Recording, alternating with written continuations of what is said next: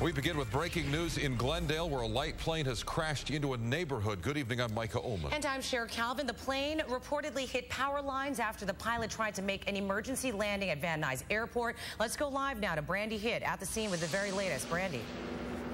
Mike and Cher, what a scary situation for all these families in this Glendale neighborhood. Who would have known that a plane just a couple of hours ago was going to come down smack dab in their neighborhood? Over my shoulder, beyond the crime scene tape, you can see a portion of that plane. It's a single-engine plane, and we're told by the FAA that the pilot sometime in the air reported that he was having a rough-running engine. He knew something was wrong, and he was trying to land the plane several miles away at Van Nuys Airport, but instead, the plane came down here. Now, there is some good news to report.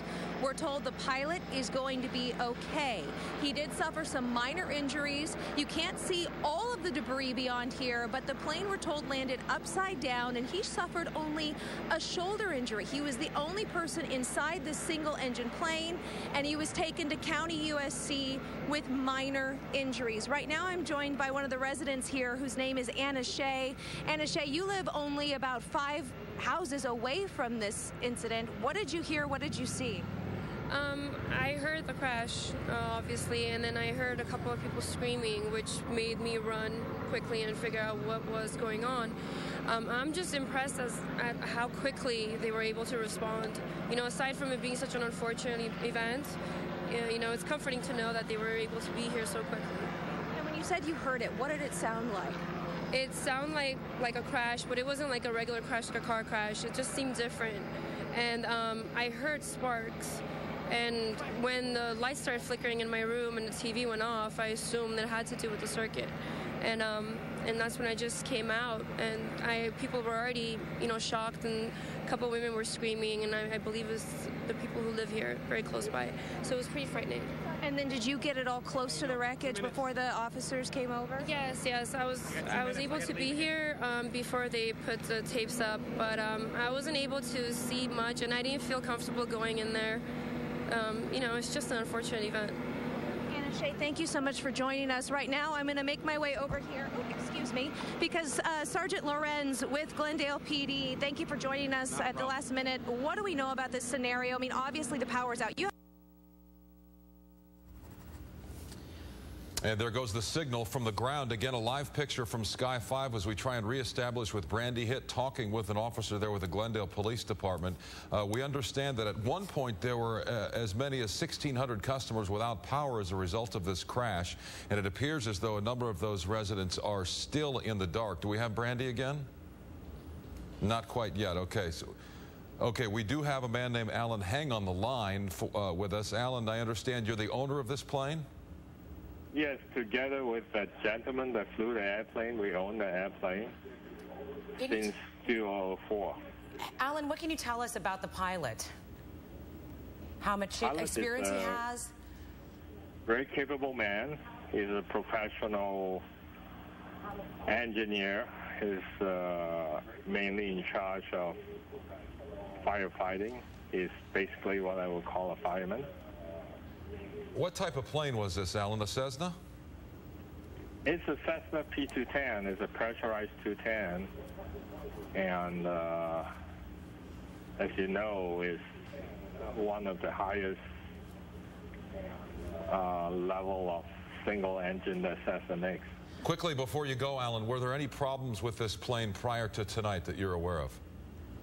I flew, let me see,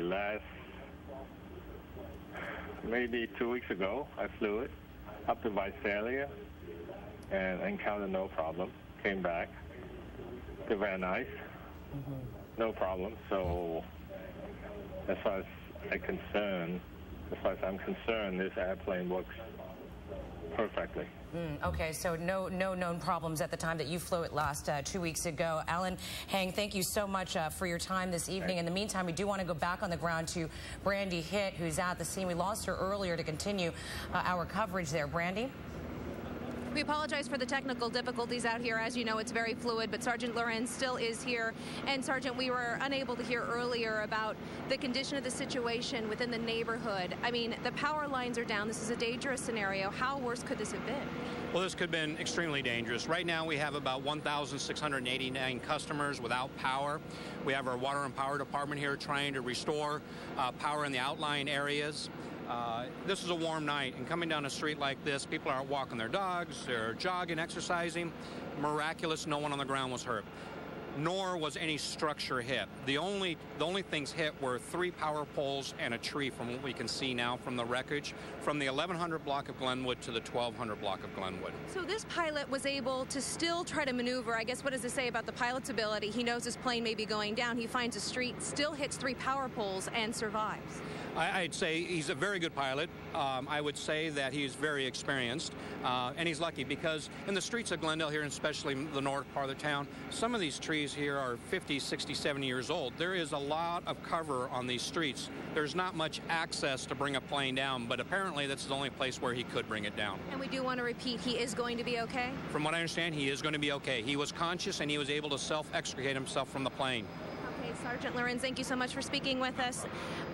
As I toss this back to you, I do want to let you know, as you mentioned before, 1,600 families are without power right now. These are live power lines. We've been asked to stand back. We were able to get some access earlier today, but this is a very dangerous situation with the pilot hitting 3 power poles on his way down. And and I'm not exaggerating this, there are hundreds and hundreds of people filling the surrounding streets. So this is a situation where they're asking everyone to stay back, do not try to get too close, because they have to try to remedy this situation.